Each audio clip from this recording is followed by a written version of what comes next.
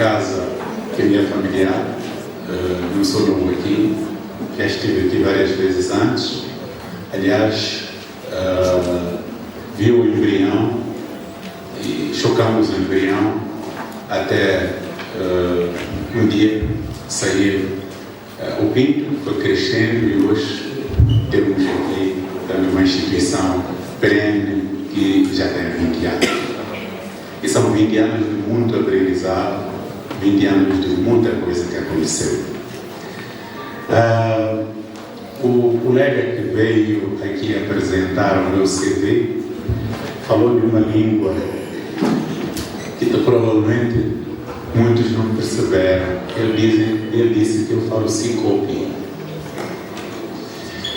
Na verdade, é Chichopi.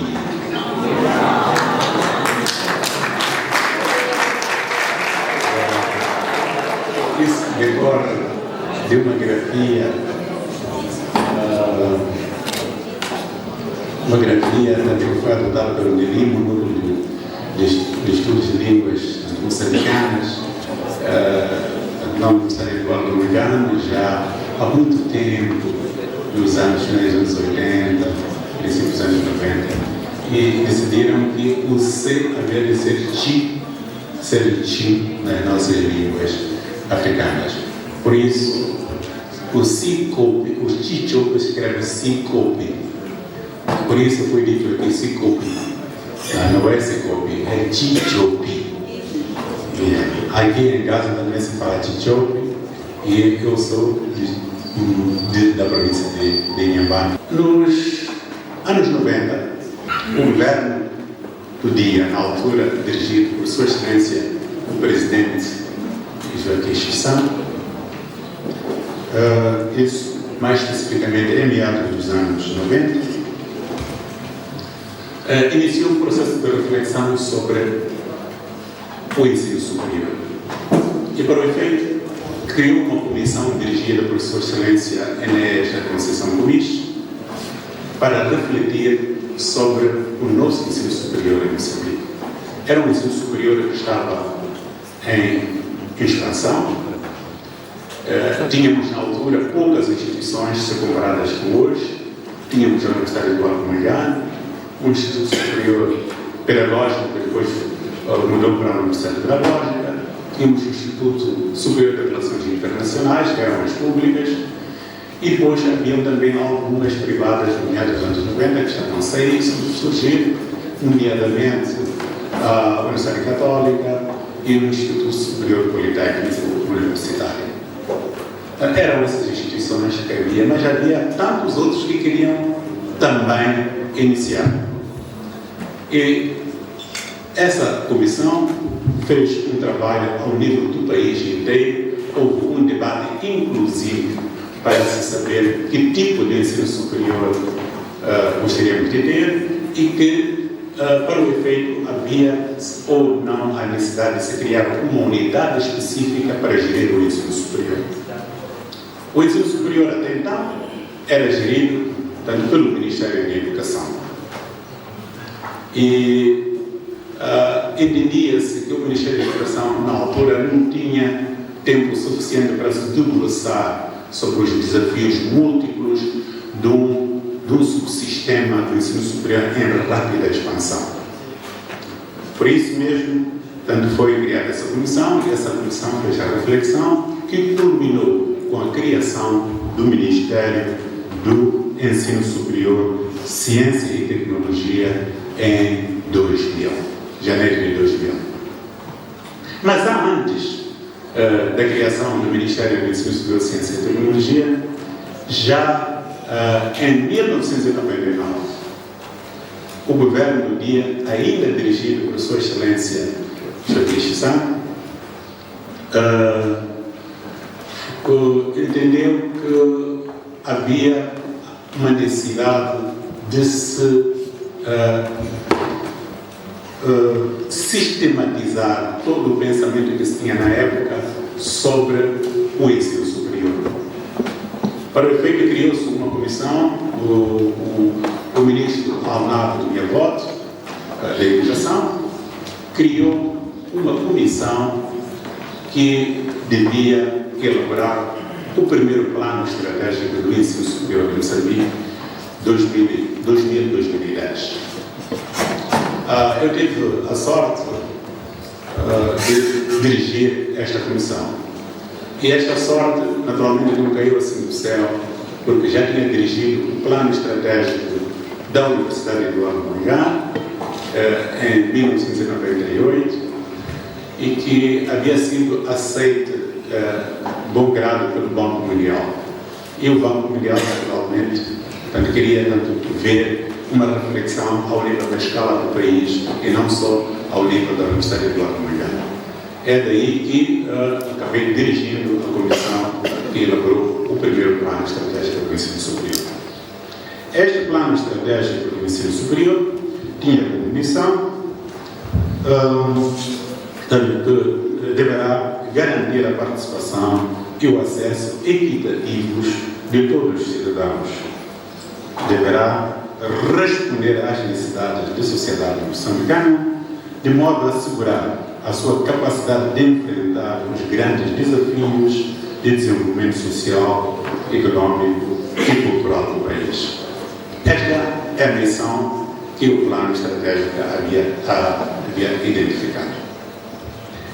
E dentro da visão havia vários postulados, mas aqui só quero destacar um só para a economia do tempo, que é o de, nos 10 anos seguintes, expandir as oportunidades de acesso ao ensino superior em harmonia com as necessidades crescentes do mercado de trabalho e da sociedade, de modo a que mais cidadãos moçambicanos possam adquirir e desenvolver conhecimentos e capacidades de alto nível necessários para um rápido desenvolvimento econômico e social.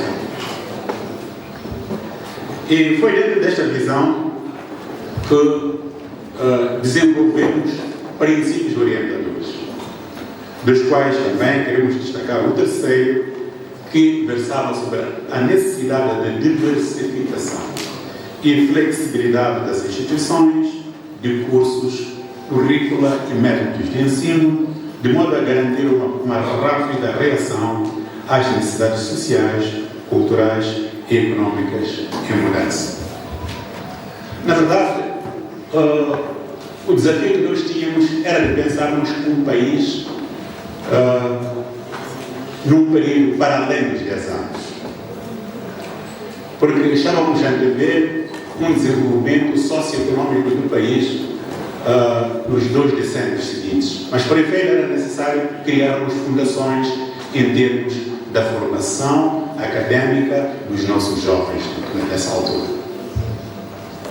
E para isso acontecesse, era necessário naturalmente estudarmos e vermos como é que os outros países do mundo venceram estes desafios, o que é que estavam a fazer, e por isso mesmo acabamos identificando uma série de objetivos estratégicos. Entre eles, quero destacar o cheque vermelho. Havia vários objetivos estratégicos, mas o segundo visava garantir a relevância e flexibilidade dos cursos oferecidos, e o terceiro, a diversificação do tipo de instituições, de oportunidades e de oportunidades de formação e formas de ensino. Por que estamos sempre a falar da diversificação? Porque até então nós só tínhamos o ensino superior universitário.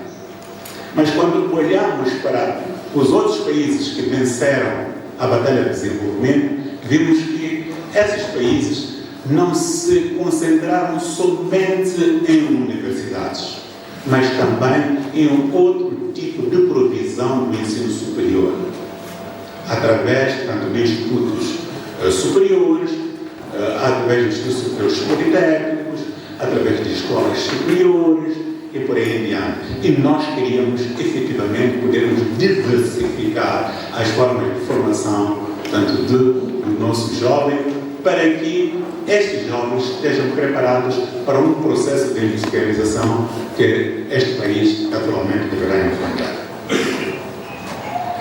E dentro que a filosofia, portanto, da expansão do ensino superior devia respeitar a estratégia para o desenvolvimento do ensino superior que não podia estar distanciada da política do desenvolvimento econômico do país. Nós olhávamos para o desenvolvimento econômico do país. Era nessa altura que se começava a falar da mineração, falava-se da agricultura comercial, falava-se de muitos sonhos que nós tínhamos nessa altura, tanto para o país que nós hoje estamos a viver. O plano de expansão tinha de ser realista e ter em conta as condicionantes políticas, econômicas e sociais do país em que se insere e ter ainda em consideração, entre outros, os índices de analfabetismo, de pobreza e de escassez de recursos que tínhamos. Por isso, as IES deveriam ser implantadas em regiões ou zonas onde possam promover as economias locais e suscitar polos de desenvolvimento, desde que seja garantida a sua sustentabilidade. Para isso, tornava-se necessário fazer, ao nível das províncias, uma inventariação das instituições de ensino de nível médio e sua situação, dos projetos de desenvolvimento e do número de graduados do nível superior e médio. Portanto, uma das premissas para a colocação, por exemplo, dos institutos superiores politécnicos nessa altura era vermos onde tínhamos o ensino médio. Um ensino médio profissional. And that, nós tínhamos lá o Instituto Médio de Geologia e Minas. E nós queríamos capitalizar a experiência, portanto, deste instituto. Em Manica existia um Instituto Agrário, de Chimoio, muito famoso, e queríamos também capitalizar. Aqui em Gaza havia uma escola básica agrária, mas muito famosa também. E houve uma necessidade, em algum momento, de se transformar essa escola básica em instituto médio. Aqueles que estiveram nessa altura recordam-se desse processo. E justamente para se criar condições para que, mais tarde, o Instituto Superior Politécnico também pudesse vir para cá. Era uma fase, diríamos, experimental, em que nós queríamos ver como é que esses institutos iam funcionar. Vamos nos debruçar um pouco mais sobre a relevância disso. Ainda neste plano estratégico, no seu objetivo número 2, 2.1, dizia adequar a formação dos quadros superiores à agenda nacional de desenvolvimento, garantindo a sua relevância. Essa palavra relevância vamos repetir várias vezes, porque não basta só alguém ser formado, nós queríamos que a sua formação tivesse relevância. E ter relevância é ser útil para a comunidade que está inserida, é ser útil para o empresariado, é ser útil para o desenvolvimento socioeconômico do país. Nós podíamos sim formar, por exemplo, um historiador. Eu sou historiador. Portanto, vou falar disso, senão depois vão dizer outras pessoas menosprezar outras profissões. Podíamos formar um historiador a um nível exímio de altíssima qualidade. E formávamos vários. Mas os primeiros, naturalmente, podiam ser relevantes para o desenvolvimento do país, mas se formássemos tantos, chegaria a um ponto em que ficavam irrelevantes, porque eles teriam um grau académico que depois sim não poderiam, portanto, implementar os conhecimentos que têm, usar esses conhecimentos para o desenvolvimento do país. E esse curso, quando é assim, fica irrelevante. Temos que ter cursos que, quando alguém termina, ele próprio possa empregar-se ou possa ser emprego, porque é procurado, o conteúdo desse curso é procurado pela sociedade. Era essa preocupação que também nos guiou para podermos, tanto, expandirmos o ensino superior por via de Institutos Superiores Politécnicos, justamente para garantir, tanto, essa relevância. Entre as ações estratégicas, é que assim identificamos as potencialidades do país de forma a introduzir cursos e currícula flexíveis e programas de investigação e de importância estratégica para o seu desenvolvimento. Então, aqui tem outras ações estratégicas que tinham sido identificadas nessa altura. Aqui ainda no objetivo número 2, estas ações estratégicas vou discorrer sobre elas porque elas são muito importantes depois que vão ligar aquilo que vamos atuar na criação, portanto, dos institutos superiores politécnicos. Promover ligações mais fortes entre as instituições de ensino superior e o setor produtivo e a comunidade local. Portanto, nós queríamos instituições de ensino superior que não ficassem só viradas para si próprias, mas sim estivessem ligadas ao setor produtivo e que também pudessem desenvolver o desenvolvimento, pudessem, aliás, desenvolver a comunidade onde elas estivessem inseridas. E também pretendíamos que as instituições de ensino superior desenvolvessem cursos de curta duração de formação profissional e de educação contínua baseados nas necessidades do mercado. O que é que se pretendia aqui? Ao invés, por exemplo, daquilo que acontece nas universidades, em que alguém entrava e depois, na altura, ia até o bacharelado, depois, tanto o mestrado, a licenciatura e por em diante, nós estávamos a dizer que os nossos institutos superiores politécnicos deviam ter capacidade de garantir uma formação de curta duração, de 2 anos, em que alguém podia sair com um diploma de 2 anos com competências. Em que o setor privado não estaria preocupado em alguém ter um grau acadêmico. Estava preocupado em alguém ter a capacidade de fazer as coisas, sujar as mãos e fazer acontecer as coisas. E nós queríamos que os institutos superiores politécnicos tivessem condições para que alguém, depois de 2 anos, tivesse habilidades de poder trabalhar no setor produtivo em áreas específicas. E que, querendo, mais tarde, podia depois continuar para fazer um bacharelato. Feito o bacharelato, podia-se fazer o mestrado, mas os institutos superiores politécnicos, assim como tinham sido desenhados nessa altura, não teriam a competência sozinhos de conferir os graus de mestre, senão em ligação com uma universidade. Porque nós aqui queríamos formar profissionais, cidadãos com habilidades que pudessem criar apetência na indústria, nos negócios, para que pudessem impulsionar o desenvolvimento do país.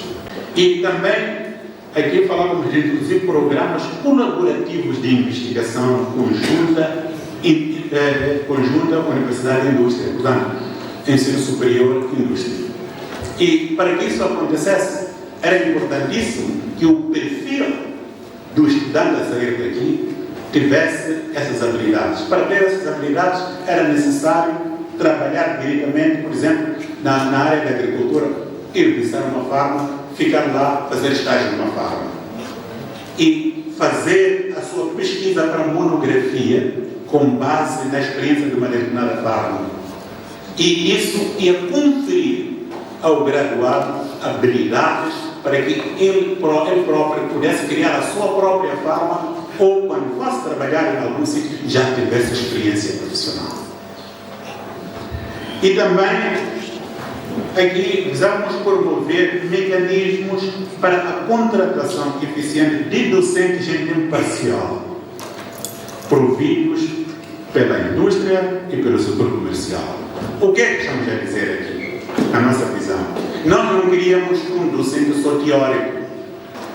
Queríamos também que houvesse sinergias com aqueles que estivessem no setor produtivo. De tal maneira que alguém que está a trabalhar, por exemplo, para a produção de sementes, algum sítio aqui, ele pudesse vir aqui, dar um módulo, por exemplo, contratar para dar um módulo sobre como é que se produz semente, até a certificação, como é que se produz, como é que se conserva e tudo isso.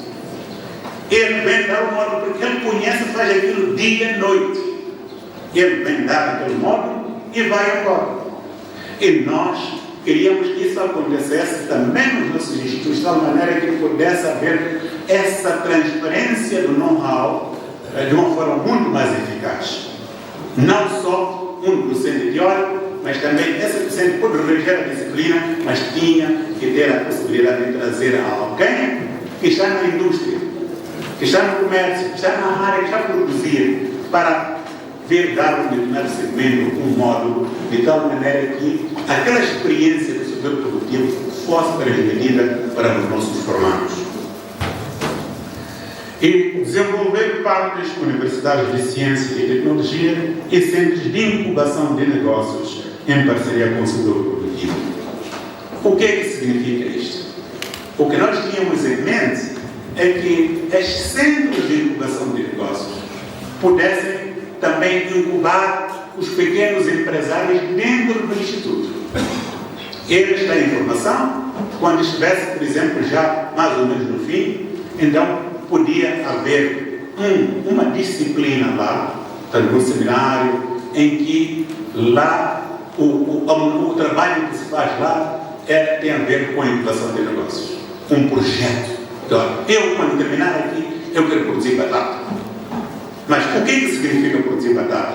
Então, elaboração de todo o projeto, desde o primeiro momento até o mercado. Como é que se faz isso? Então, ali, com um coach de um professor experimentado na área, ia fazer um projeto, e esse projeto estaria apto para ser financiado. Então, podia se levar para o mercado de trabalho dos financiadores, tanto para se conseguir o dinheiro para que esse cidadão pudesse iniciar o seu próprio negócio. E esta ideia de incubação repetimos-la muitas vezes, porque nós queríamos que, efetivamente, os graduados dos Institutos Superiores Politécnicos tivessem essas habilidades também. Isso havia de fazer com que eles fossem totalmente diferentes daqueles que saíssem de uma universidade. E também estabelecer mecanismos de consulta e aconselhamento com empregadores sobre os cursos de maior relevância. Nós queríamos que esses institutos superiores politécnicos que estão a abrir, não fossem só desenhados por alguém que sentou no gabinete e desenhou o curso. Não. Queríamos que os cursos a abrir fossem sempre com resultado de consulta àqueles que estão no setor de produção. É alguém, por exemplo, na Sigir, que tem uma fármaca, está a produzir laranjas, está a produzir feno e outras coisas, por aí em diante, tínhamos que chegar lá assim, que tipo de perfil do graduado você gostaria de ter para trabalhar aqui? Ela devia dizer assim, olha, o que eu quero, as habilidades são estas, A, B, C, D. E depois, quem desenha o curso, volta, senta aqui e vai ver, olha, nós temos que incorporar este e aqueles outros aspectos para que o nosso graduado seja relevante no mercado de trabalho. É este o sonho que nós tínhamos. Portanto, eram as ações estratégicas que funcionavam como um termo de referência para aquilo que nós estávamos a construir na altura.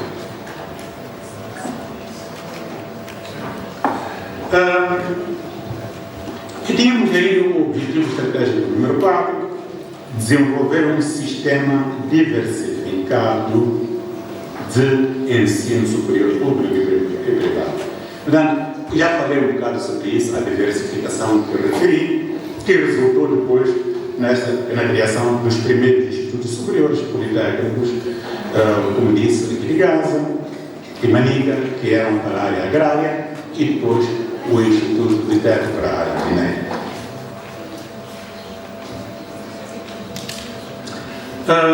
Ainda no objetivo número 4, a expectativa que era encorajar a inovação e diversidade nas oportunidades de formação do ensino superior. Aqui pretendia as intervenções estratégicas promover maior variedade na duração dos cursos através da introdução de cursos de diploma, bacharelato e mestrado. Recordem-se que já falei sobre isto, porque nós queríamos tanto o cidadão, fim dos 2 anos, pudesse ter um diploma que lhe permitisse entrar no mercado do trabalho. Isto também, por causa de um comando que nós referimos lá atrás. Recordem-se do sítio onde falamos de pobres, não é? E nós contávamos que alguns cidadãos, não tendo tantos recursos, podiam, por exemplo, estar aqui e fazer 2 anos, um grande esforço para fazer os 2 anos, para entrar no mercado, pelo menos entraria no mercado com habilidades, e podia autofinanciar-se e continuar. Portanto, era esse o espírito que nós tínhamos. E, continuando, vamos assim falar um pouco sobre a correlação entre o ensino técnico profissional e a industrialização. Nessa altura, como disse há bocado, nós estávamos a viver um país em desenvolvimento múltiplo e não tínhamos quadros. Olha, vamos começar com a industrialização. Agora está-se a falar do gás, carvão também. Nessa altura falava-se muito do carvão. O gás nem se falava nessa altura. Era o carvão. E outros minerais. E depois a agricultura, pesca e turismo e todas as outras áreas. A gente, bom, nós agora temos paz. Depois daquela guerra fratricida que nós tivemos 16 anos, temos paz. E para reconstruirmos o nosso país, nós precisamos de cidadãos formados com habilidades para poderem garantir a industrialização deste país. E, naturalmente, existe uma forte correlação entre o ensino técnico e a industrialização, pois o desenvolvimento industrial cria uma procura por trabalhadores qualificados, impulsionando a criação e o fortalecimento de escolas técnicas para formar esses profissionais. Essa é a dinâmica normalíssima em todos os países, todos os países do mundo. Ainda era isso também que estávamos a ver. E este tipo de ensino prepara os indivíduos com competências práticas específicas para as exigências do mercado de trabalho industrial, sendo essencial para o crescimento e a sustentabilidade do setor. Historicamente, o surgimento de escolas técnicas está intrinsecamente ligado aos processos de industrialização que criaram uma demanda por formação especializada para as novas fábricas e processos. Portanto, nós aqui estamos a olhar para o amanhã, porque podíamos atrair investimento para o nosso país, para criar Mosal e tantas outras indústrias que nós estávamos a ver na altura que a Mosal estava em negociação, e nós estávamos a ver quem vai trabalhar aqui. E nós queríamos técnicos. Portanto, através do Instituto Superior dos Politécnicos, podíamos formar esta massa crítica que havia de impulsionar o desenvolvimento do nosso país. Teríamos tanto o mercado de trabalho, tanto havia de ter um impacto no mercado de trabalho, onde o ensino técnico atuaria como um canal direto para o mercado de trabalho, oferecendo jovens com competências que são procuradas, preenchendo vagas não ocupadas por falta de qualificação. E o que estava a acontecer, estávamos a ver na fase embrionária, é que dos poucos negócios que estavam integrados depois do Acordo Geral de Paz, muitos chegavam aqui e diziam: vocês não têm pessoas qualificadas para efeito, portanto nós vamos trazer de fora. E traziam. Isso criava ressentimento entre os jovens moçambicanos, porque olhavam para aquelas oportunidades também com esperança, porque queriam que fossem para eles próprios, mas não estavam habilitados. E para habilitados era importante que nós pudéssemos diversificar a formação superior, incluir a técnica profissional. Portanto, esse ensino técnico havia também de garantir a disponibilização de mão de obra técnica qualificada, tanto como um fator crucial para o desenvolvimento econômico de um país, pois permite a expansão e a modernização dos setores industriais.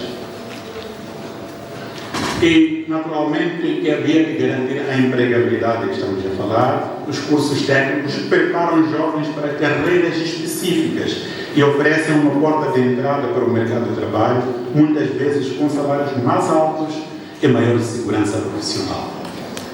Portanto, aqui há uma distorção no nosso país.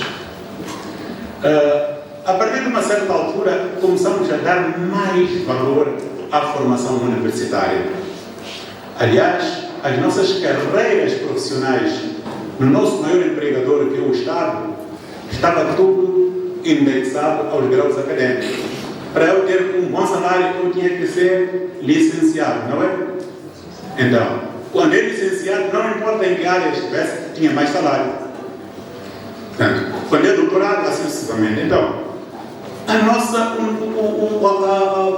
economia, a forma como estávamos a construir a nossa economia, e temos que quebrar isso, é com base em canudos.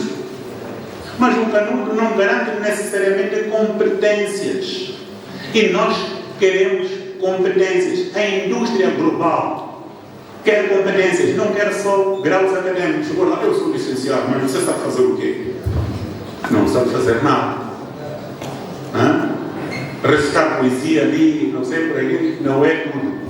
É preciso saber produzir coisas concretas. Então, era isso que nós queríamos, essa correlação que havia entre o ensino técnico e essa possibilidade de capacitarmos os nossos jovens para terem habilidades, para poderem ser aceitos por multinacionais e trabalhar lá, ao invés das multinacionais trazerem tanto estrangeiros para cá. E também, naturalmente, esta ligação com a industrialização permite também a inovação. Porque quando o jovem graduado na área técnica, ele vai ser emprego lá, vai para a indústria, e ele tem um conhecimento. E às vezes esse conhecimento permite aquilo que é o cruzamento de ideias com aquele que está a produzir lá. Tem mais tempo. Nunca foi a mesma escola, às vezes é um serralheiro que está lá. É um mecânico. Mas há certas coisas que faz por rotinas. Mas ele tem muita experiência e faz bem.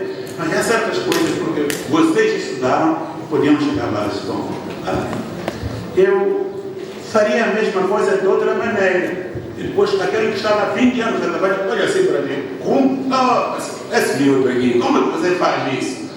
Então, porque você aprendeu tecnicamente, então você começa a fazer e demonstra que pode produzir o mesmo produto com menos esforço, menos recursos. É aquela inovação que estamos a falar. Mas não significa que sair daqui, você saia daqui arrogante, a dizer, eu sou universitário. Não. Fica humilde e vê, aprenda daquele que está lá, que não foi a escola nenhuma, que faz coisas, até faz bem, mas às vezes eficiência, porque a competitividade força-nos a produzirmos muito mais com menos recursos, a produzirmos mais qualidade. Então, é esse desafio que nós temos quando sairmos daqui, para ir trazer trazer alguma inovação. Ok? Trazer uma inovação, e essa inovação é que é esperada pelo empregador que está lá. Quando vê, esse jovem sim, é professor. Então, isso abre as portas para os outros jovens de amanhã e para a colaboração entre a indústria e a formação. Estão entendendo, né? E depois, nessa altura, sentamos e olhamos para os grandes países, como é que eles promoveram a sua industrialização, por que avançaram assim rapidamente. Na altura identificamos a Alemanha, identificamos a África do Sul, Coreia, e fomos vendo o que é que eles fizeram de extraordinário, esses países, para poderem avançar rapidamente na industrialização. Isso também ajudou-nos muito no processo de desenho do tipo de instituições que estávamos a fazer aqui. Então, olhamos, por exemplo, para a Alemanha com as Hochschulen. As Hochschulen são universidades de ciências aplicadas. E estas foram cruciais para a industrialização alemã, ao promover um ensino prático e a ligação direta com o setor industrial, desenvolvendo técnicos e engenheiros focados nas necessidades da indústria, como a siderurgia e também os caminhos de ferro. Estamos a falar de há mais de 100 anos, ok?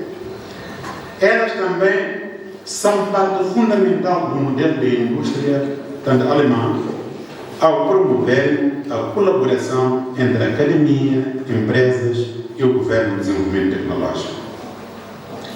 As Hochschulen contribuíram para a industrialização, porque tiveram um foco na prática e pesquisa aplicada. Diferente das universidades tradicionais e universidades, as Hochschulen, e especialmente as Fachhochschulen e Technische Hochschulen, focam num currículo mais prático. Portanto, essas Hochschulen focam num currículo mais prático, com ênfase em estágios e projetos práticos, o que formou profissionais com habilidades técnicas necessárias para a indústria. O que é que estamos a aprender disto aqui? Que nós queríamos formar cidadãos, não teóricos, mas cidadãos que saibam fazer as coisas. E nessa altura, no recordo, nós dizemos cidadãos que saibam sujar as mãos para produzir a riqueza, mas usando a cabeça. E isso tinham que aprender nos nossos institutos superiores politécnicos. E na Alemanha vimos também que havia uma forte parceria com a indústria. As Hochschulen mantêm fortes laços com empresas, garantindo que o ensino esteja alinhado com as demandas do setor, facilitando a transferência de conhecimento e inovação. E depois também há uma forte componente de inovação, aquilo que eu estava a referir há pouco tempo, focado na aplicação prática e na pesquisa industrial. As Hochschulen são fundamentais para impulsionar a inovação e a transição para aquilo que eles chamam de Indústria 4, que é um modelo de indústria em que a parte digital também já entra. E África do Sul. Na África do Sul havia os técnicos. Aqueles que são mais velhos já sabem o que é técnico, mas novos nunca ouviram falar disso. E os técnicos eram institutos de tecnologia, tanto na África do Sul, focados na formação profissional e vocacional, que contribuíram indiretamente para a industrialização do país ao fornecer mão de obra qualificada para os setores técnicos e industriais. Portanto, a África do Sul, nós olhamos para a África do Sul, o que é que fez com que a África do Sul pudesse ter mais indústria aqui na região, ficassem mais industrializados? Nós também queremos ficar como eles. Fomos ver o modelo deles de técnicos e vimos que este modelo podemos também emprestar, pegar alguma experiência deles e utilizarmos também para a criação de institutos superiores politécnicos. A industrialização sul-africana, embora com certo atraso, comparado com outras regiões do mundo, foi impulsionada por recursos naturais, incentivos governamentais e a criação de estatais. Portanto, nós olhamos para nós próprios, nós temos muitos recursos naturais, como a África do Sul. Era necessário incentivos governamentais. O governo, até hoje, está a incentivar empresas estrangeiras para virem para cá. E depois, também, nós próprios também temos as empresas estatais, ou paraestatais, por aí. Então, começamos a ver o que é que nos falta, que é a parte da componente técnica. Nós temos que formar a nossa gente para que também tenham essas habilidades. Os técnicos forneciam treinamento prático e vocacional, preparando os estudantes para as carreiras na indústria e em áreas técnicas. Esse era o nosso sonho também, que aqui em Moçambique tivéssemos politécnicos que pudessem garantir, portanto, a formação dessa mão de obra qualificada, dando profissionais qualificados que ajudariam a suprir os gestos superiores politécnicos, ajudariam a suprir a demanda por trabalhadores qualificados nas indústrias, tanto como um fator crucial para o desenvolvimento do país. Na África do Sul, a razão por que muitos até nunca ouviram falar agora do técnicos é que já no início dos anos 2000, os técnicos foram reestruturados e fundidos. Portanto, os técnicos surgiram num período do apartheid e havia também uma carga grande ideológica de discriminação ali por lá, para que isso não existisse, não optou-se tanto por universidades tecnológicas. E houve fusão de técnicos com algumas universidades, criando tanto universidades de tecnologia, que neste momento estão aí. Por exemplo, em Joanesburgo, tem a Universidade de Joanesburgo agora, né? Conhece, né? Essa Universidade de Joanesburgo, há muito tempo, era um técnico, mas eles fundiram-se com uma outra instituição e criaram aquela Universidade de Joanesburgo. É uma universidade tecnológica, que é o modelo alemão de universidades tecnológicas.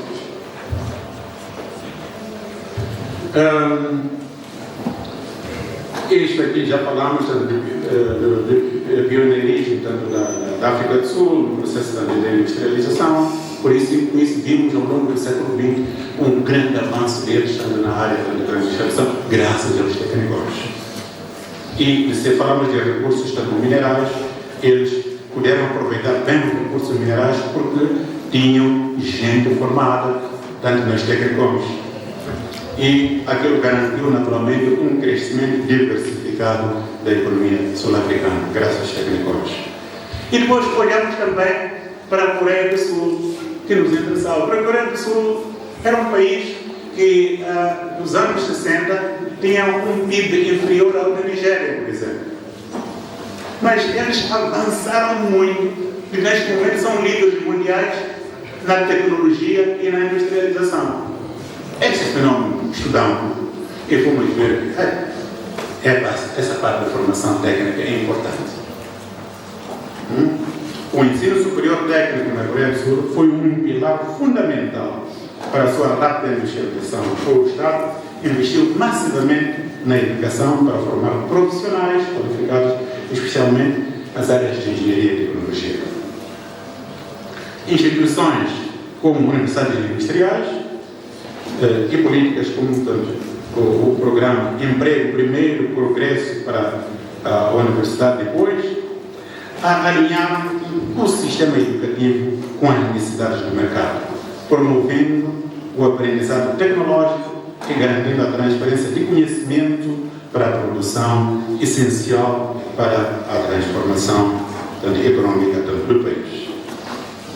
E na Coreia do Sul, eles fizeram um investimento colossal na área de educação, tanto dos anos 60, e direcionaram recursos para o setor educacional, priorizando a expansão e a qualidade de ensino técnico e superior para suprir as demandas do seu plano de industrialização.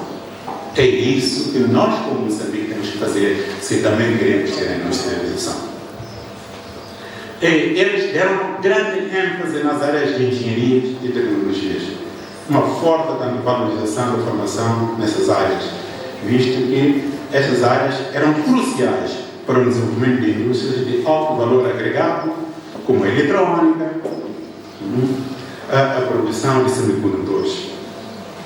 E depois havia uma forte ligação entre as universidades industriais, entre politécnicas e a indústria. Havia um alinhamento.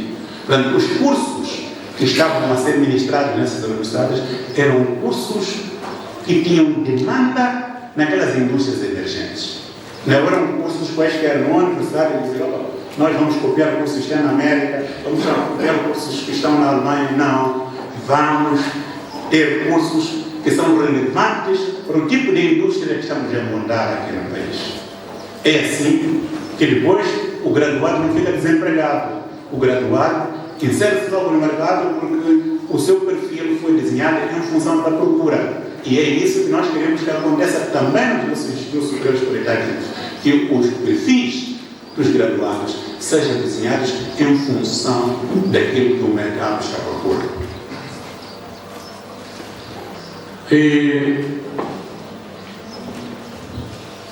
Eles tiveram também lá um aprendizado tecnológico acelerado, que é por isso que nós estamos a falar de diplomas, de bacharelados, mestrado, e nós queremos uma formação acelerada, mas com competências e com base também na experiência tanto da Coreia do Sul.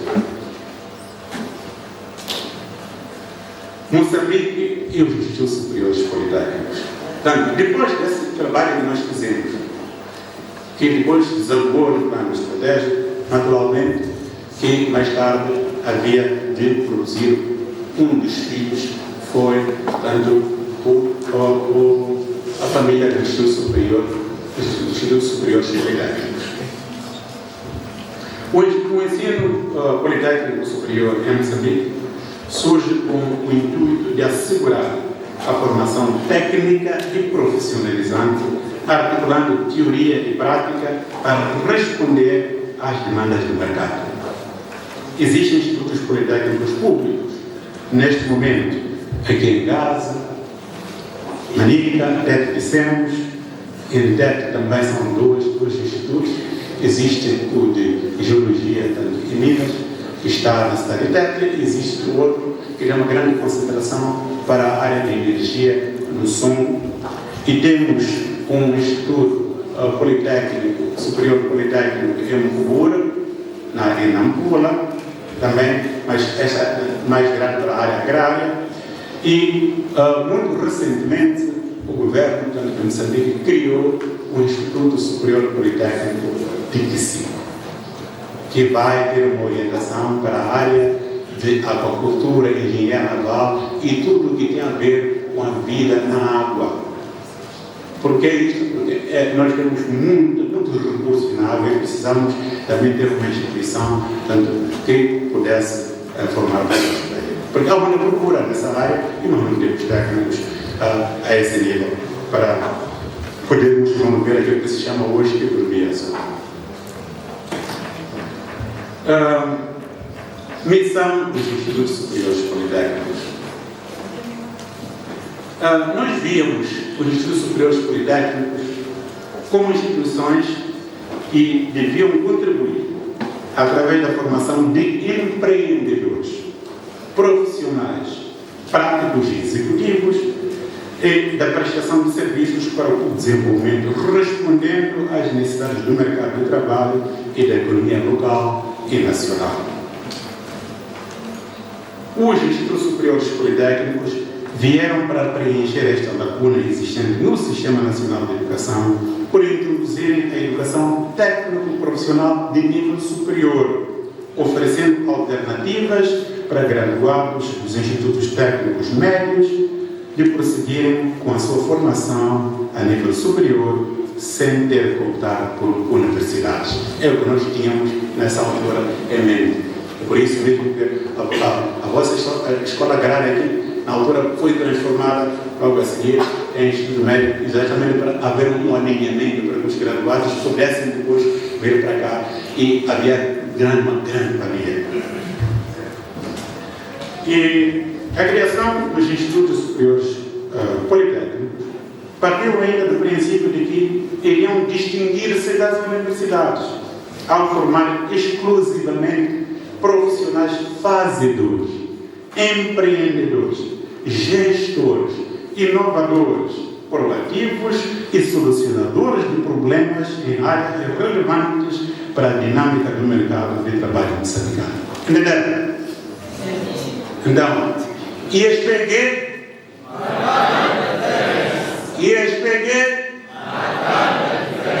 Então, é para vocês marcarem a diferença desta maneira. Nós queremos que vocês marquem a diferença, que sejam diferentes do ensino universitário teórico, sejam esses mesmos empreendedores, gestores e inovadores que o mercado está precisando.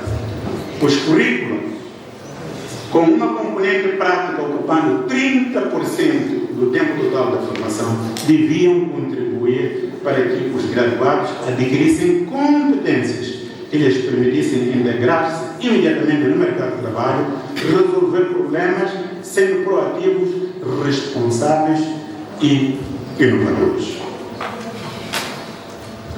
E nós dizíamos ainda, embora menos habilitados do ponto de vista teórico que um graduado de uma universidade para realizarem atividades de investigação e acadêmicas, os graduados dos institutos superiores politécnicos aqui em Moçambique deviam ser capazes de executar tarefas profissionais concretas e aplicar o seu conhecimento técnico e científico, iniciar e gerir uma empresa no seu campo profissional, criando emprego para si próprio e para os outros.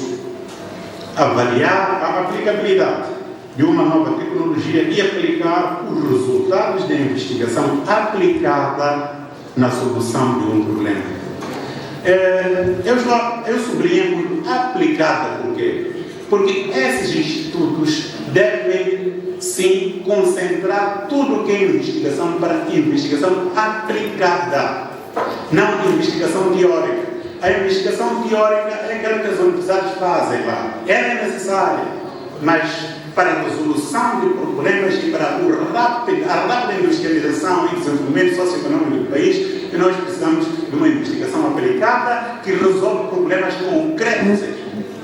Por exemplo, estamos a produzir milho aqui. Por exemplo, o excelentíssimo senhor diretor-geral disse que vocês produzem milho amarelo, produziram milho amarelo. 4 toneladas por hectare. Agora, olhem o que está acontecendo no Zimbábue. Olhem o que está acontecendo na África do Sul. Quantas toneladas produzem de milho amarelo por hectare? Então, é isso que tem que preocupar a vocês, como formadores e formandos aqui.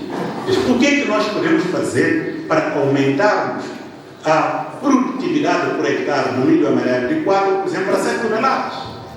É tal inovação que vocês têm que fazer através da investigação aplicada. Então vão experimentar. Há que vão experimentar, por exemplo, através de fertilizantes. Vão ver, ok, nós vamos meter este tipo de adubo, não sei o quê, e ficam ali, ver o comportamento. Usam outros semente. O problema é da semente. Depois é cortar a semente, isto tem que mudar. Assim sucessivamente. E depois, combinado tudo isto aqui, e depois vão fazer uma experiência. Vamos fazer experiência numa área muito pequena. E vão aplicando essas teorias que vocês têm, são teorias que estão guiadas por prática ali, e depois vão ver. O meu canteiro morreu tudo. Mas não é desperdício, não é fracasso. O professor não lhe vai dar negativa. Não pode dar negativa porque morreu tudo. Não. É a experiência que você está fazendo lá, que não resultou, mas você aprendeu, há um aprendizado lá. Vamos ver? Então, é essa experiência que esse negativo não se vai repetir nunca mais. Então, vamos ver, aquilo deu certo, mas por que deu certo? E vamos maximizar o que deu certo. E todos em conjunto vamos produzir um produto novo que vai fazer com que a nossa produtividade saia de 4 toneladas para 7 toneladas. E vamos ser competitivos. E é isso que o mercado quer. Aqueles que estão a produzir milho aí. Não é assim? Então, é isso que nós queremos no nosso critério. Avaliar a aplicabilidade de uma nova tecnologia e aplicar os resultados de investigação aplicada na solução de um problema. É justamente isso que eu estava a referir, não é? Promover inovações tecnológicas e ajustá-las ao contexto local.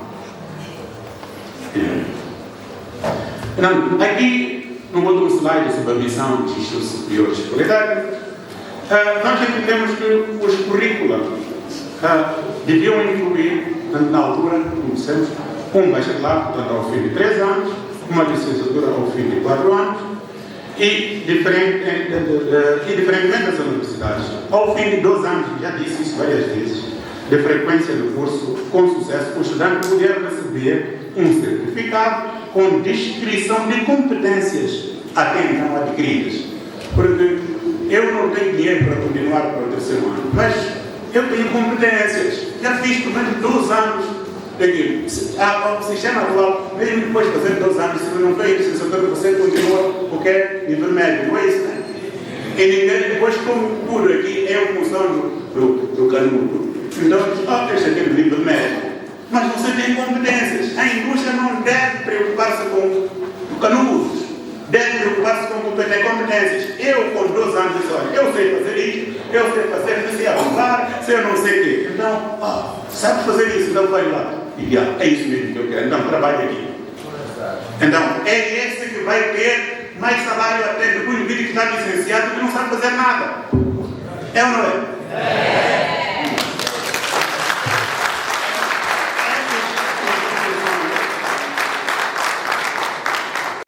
Apresentavam ainda uma diferença em relação às necessidades, produziram um conceito de incubação de empresas. Já falamos sobre isso. Nós queremos que daqui saiam futuros empregadores, empresários. Nem todos, numa turma de 50 ou de 30, nem todos vão ser empresários. Não tem vocação para ser empresário, por exemplo. Eu sei fazer tecnicamente muito bem o que eu faço. Vai me empregar a outra pessoa, eu vou fazer. Mas há aqueles, se calhar cerca de 10% desses 30, ok? 10% desses 30 são 3, não é? Mas se ficarem empresários, esses 30, em cada turma saírem 3 empresários fortes, o país ganha. São empresários fortes preparados. Então, é isso que nós queremos também. A nossa expectativa é esta. E nessa altura, me recordo que nós trabalhamos com Badeia para ver se arranjaria dinheiro para as incubadoras. E Badeia arranjou sim dinheiro, e esse dinheiro foi para a Gapi.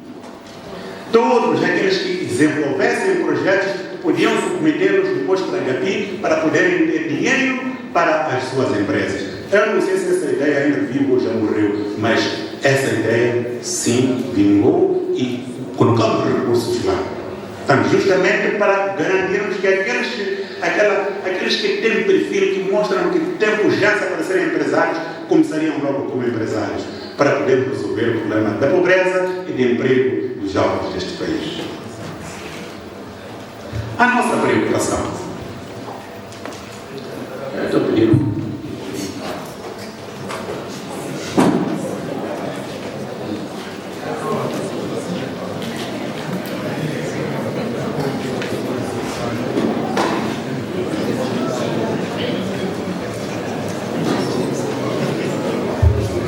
A nossa preocupação, logo depois da criação dos primeiros institutos superiores politécnicos, este aqui é o caso do Bolso, dentro de um debate não muito transparente, estes foram irlandamente interpretados como sendo um esforço para a réplica de um modelo colonial educacional discriminatório, em que as universidades seriam mais ou menos a continuidade dos liceus para as elites, enquanto que os institutos superiores politécnicos seriam para os desfavorecidos.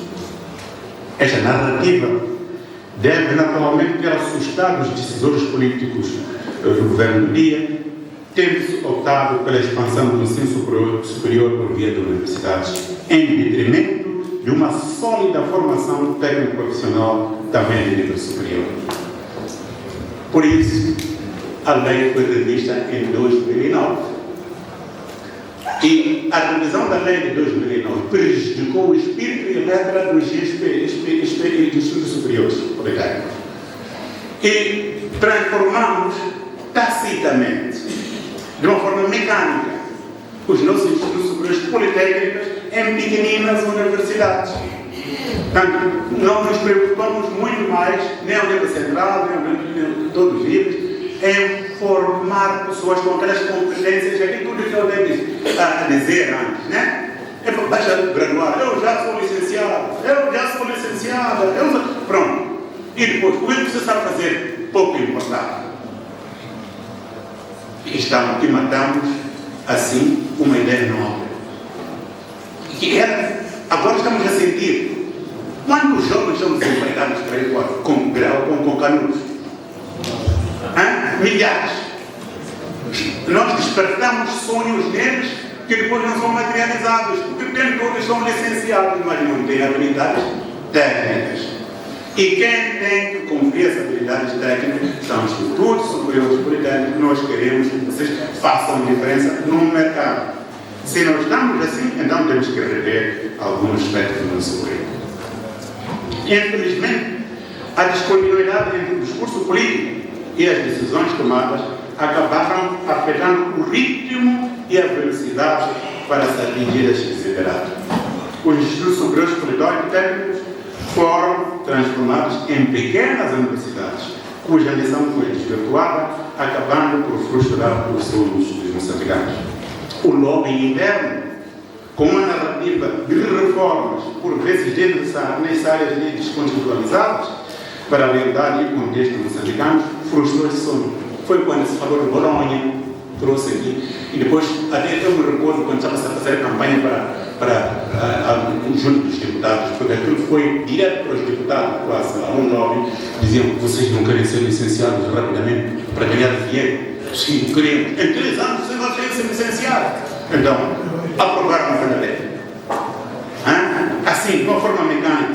Então, trouxemos a Bolonha, mas num contexto em que nós estávamos tão preparados para o efeito.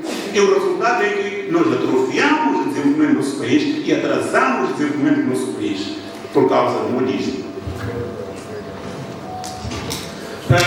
Este novo paradigma de formação profissional ao nível do ensino superior, estranhamente, começou a ser questionado, a ser posto em causa antes das primeiras graduações.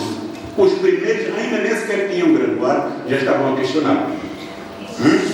No primeiro ciclo de governação do presidente Kibuza, surgiram vozes muito eloquentes a colocar a formação de institutos superiores politécnicos como de segunda categoria, sem terem nunca sabido o conteúdo disso, privilegiando, portanto, a opção pelo ensino superior através da cultura de massa universidades.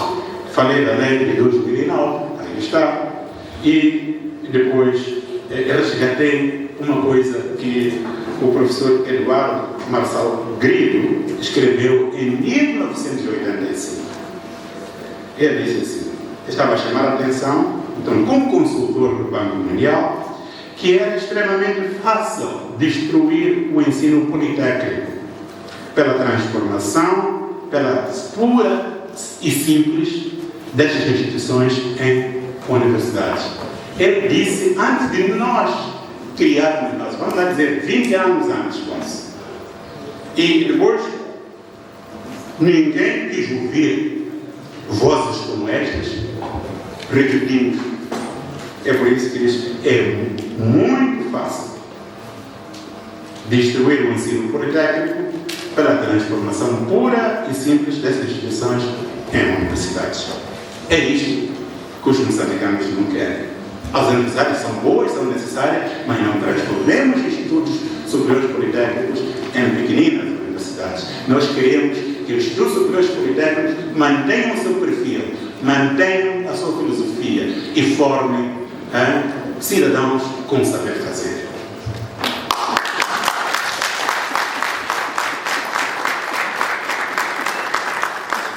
O que encontramos tem estado a acontecer, também aqui há algumas coisas boas que eu tenho que dizer, mesmo confessar, que foi cumprindo a distância do SPT. Tenho vindo a formar com... Não estou aqui para polir, não. Eu sou crítico. Minha característica é ser muito cáustico às vezes. Por isso falo assim como falo. Mas o que eu digo é com toda a honestidade. Que o SPT tem vindo a formar com muita seriedade técnicos a níveis superiores para as áreas científicas implantadas das várias politécnicas. Tem promovido a investigação experimental, mas muito reduzida. E nós gostaríamos tanto que fosse em números maiores essa investigação experimental. Vem conseguindo o desenvolvimento cultural das regiões onde está inserido. Vocês têm um impacto muito grande aqui, não só do ponto de vista social, econômico, mas do ponto de vista cultural na comunidade onde vocês estão inseridos. Tem que ter a consciência disso e tem que ser os arautos da cultura moçambicana para a comunidade, e não só a comunidade, só como cidadãos, mas também para a comunidade empresarial. têm prestado serviços relevantes à comunidade, conseguindo, em alguns casos, fazer depender do desenvolvimento da comunidade da existência do ensino técnico. Eu pus isto aqui consciente, porque o Instituto Superior Politécnico, poucos anos depois de ter sido aberto, foi desafiado por nós para produzir plântulas de tomate. Vamos dizer, esse senhor aqui, por que queríamos produzir plântulas de tomate? Sim, porque notamos que nós aqui produzimos tomate na época fresca, não é isso? Mas na época do calor, o que acontece? Muito pouco tomate é produzido. Nós temos nem havia sequer um pouco que há agora. Ok? Desafiamos o Instituto a produzir plântulas para os produtores locais. Isso felizmente aconteceu. Eu queria pedir aqui talvez uns 2 minutos ao Dr. Gilmar para falar um bocadinho sobre isso. Desse trabalho era eu. Estava aliado, portanto, também há um problema que surgiu, que era a clorose aqui no shopping. E os agricultores remetiam isso a um problema de plantas trazidas de África do Sul, entre aspas, como competência, aliás, como concorrência. Alegava-se que, como nós temos um único mercado, portanto, a produção nossa ia para o mercado, a da África do Sul também ia para o mercado, o mesmo mercado, então a África do Sul criou uma resteira, colocando um problema para a nossa produção. A solução foi exatamente submeter um projeto à investigação. Na altura era a doutora, fugiu o nome, mas estava lá na área de encorajar as inovações através de projetos. E o projeto foi aprovado e nós montamos estufas para a produção das nossas plantas aqui. Resolveu uma parte, portanto, desse problema de clorose e também encorajou os produtores a produzir no tempo do verão, no tempo quente. O tomate da África do Sul começou a ter um concorrente e baixava os preços, porque como havia muita procura de tomate, os preços eram astronómicos. E vocês ajudaram a regularizar o preço do tomate no país. É essa parte que nós queremos que vocês continuem a estimular mais, no sentido de estarem inseridos na comunidade a resolver problemas concretos, não só sociais, mas também econômicos. Só dessa maneira é que nós vamos contribuir para o desenvolvimento do país. Dessa maneira, poupamos divisas.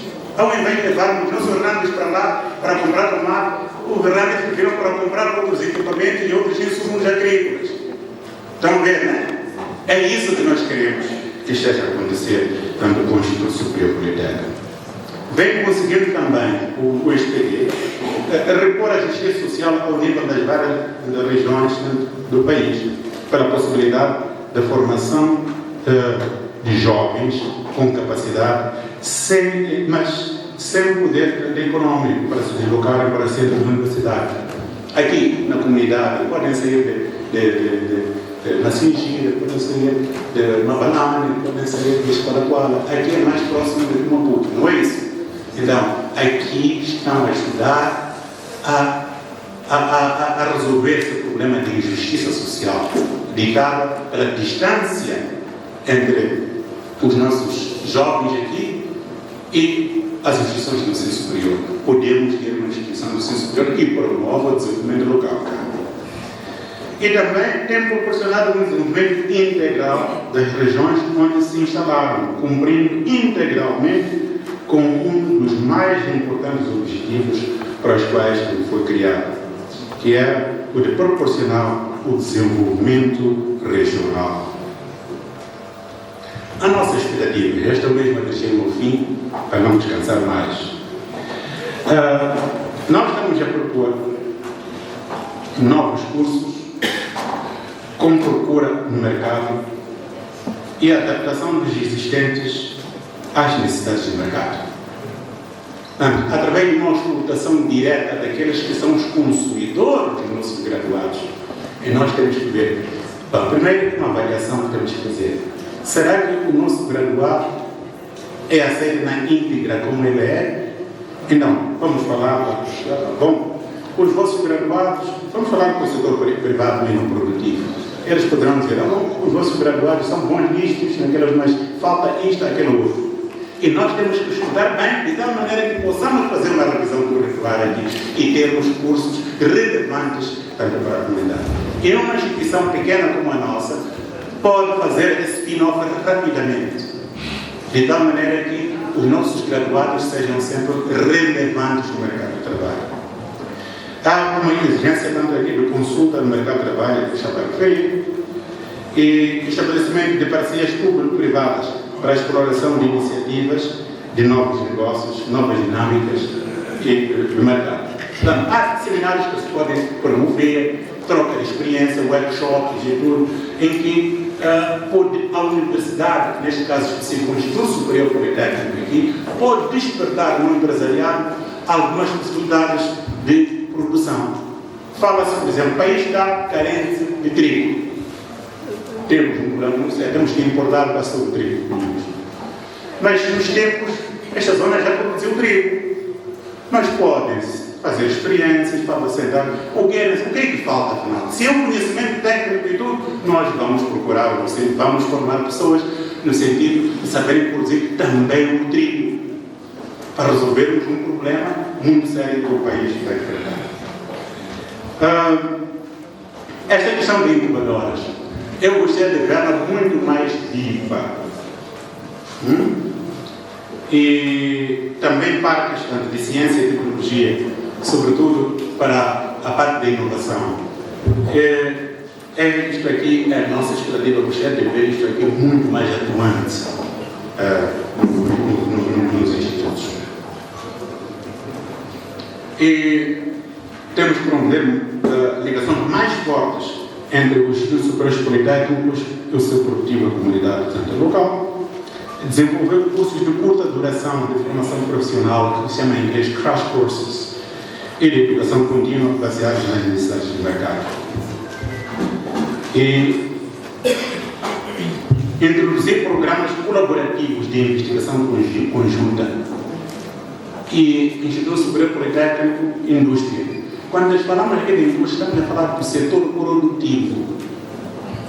Promover mecanismos para a contratação eficiente de docentes de tempo parcial providos para a indústria ou pelo setor comercial. Em algum momento eu falei dos módulos. Eu posso ser, por exemplo, um professor de foragens, mas nunca fui a um criador de gado. Eu só fico lá em misterias e tal, estou ali. Não é isso que nós queremos. Nós gostaríamos que em algum momento o docente fosse humilde e vá falar com aqueles que estão na produção lá, dessas foragens, afinal, como é que se faz isso? E depois, como é que se faz o feno hoje, a tecnologia do feno, mostrar na prática, vamos trazer a ele. É um módulo que está aí. Ele fala, ele nem sabe como se avalia, nem nada. Simplesmente fala da sua experiência. Você que é o regente da disciplina sabe como vai avaliar. Mas ele tem que trazer aquela experiência. E os que estão aqui vão sair muito mais iluminados e vão fazer muita diferença no mercado. Estabelecer mecanismos de consulta e aconselhamento com empregadores sobre os cursos de maior relevância, falamos isso várias vezes.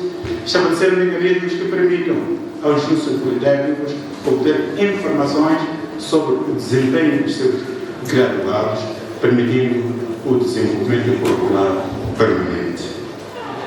E com isto terminaria a minha apresentação. Espero não ter sido enfadonho.